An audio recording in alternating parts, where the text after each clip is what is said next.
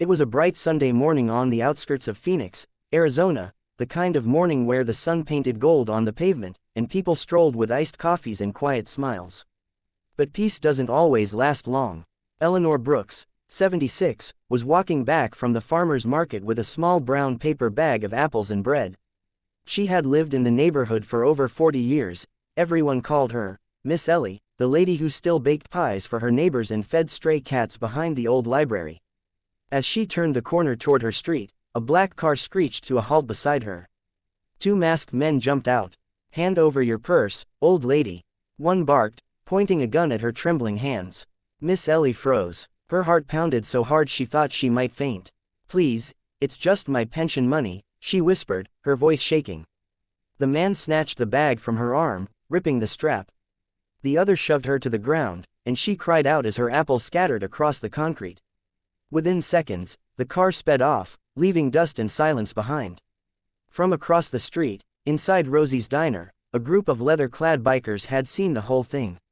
Their leader, known as Bear, stood up first, a mountain of a man with a gray beard and a tattoo that read "Justice has no badge."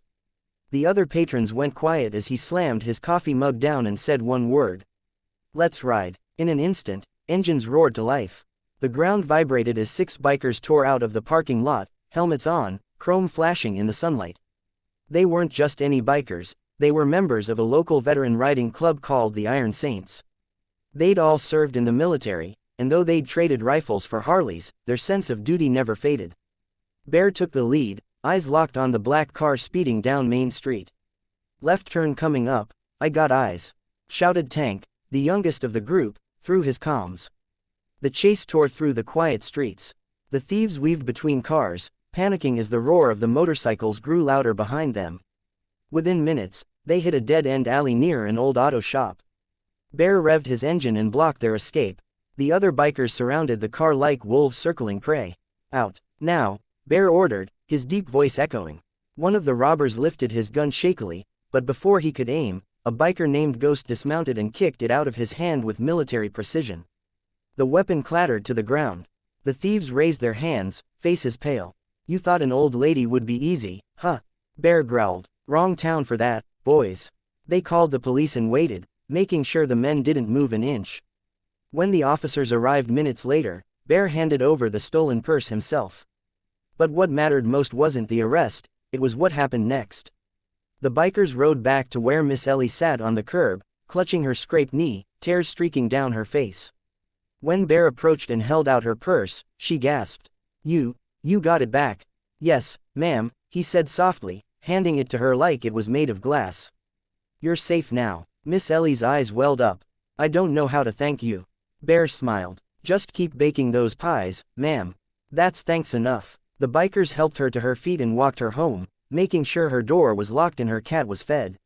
One of them even replaced her broken purse strap with a piece of leather from his jacket. By that evening, word had spread across town. The story made it to local news. Veteran bikers chased down robbers who attacked elderly women. But when reporters tried to find the bikers, they were already gone. No one even knew their real names. Miss Ellie later left a handwritten note at Rosie's diner that simply read, "Greater than, to the men in leather who protected a stranger, you reminded me that goodness still rides among us." The next morning, Bear found that note taped to the diner window. He smiled beneath his beard, folded it carefully, and tucked it into his jacket pocket. "Let's roll, boys," he said, as the sun rose behind them. "Somewhere out there, someone else might need us." And with that, the Iron Saints roared away, not for glory, not for thanks, but because kindness, when it rides on 2 wheels, never stops for long. Moral: real strength isn't in fists or engines, it's in standing up for those who can't stand for themselves.